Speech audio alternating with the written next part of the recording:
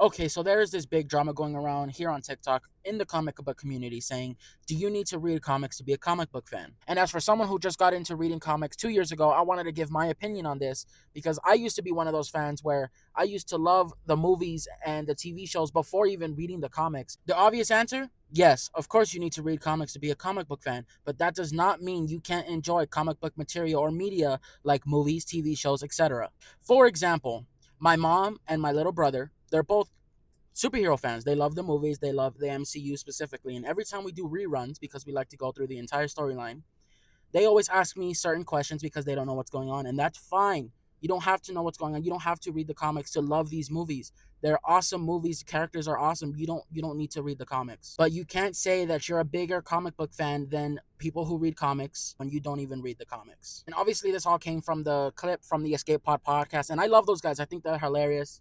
I think they're awesome. But that's just a horrible take. And I want to talk about the part specifically where he says you get lost in translation with the more comics you read. That is flat out lies because the more comics you read about a specific character, the more you'll understand that character, where he comes from, who he is, what his powers are, etc. So you gain more knowledge reading more comics. So no, you don't get lost in translation.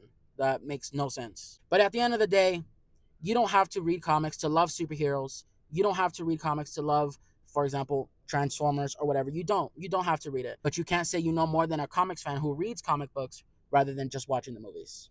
I love those guys at the Escape Pod podcast. No hate to them. Just explaining, at least for me, my opinion on this situation. But other than that, I will see you all for the next video.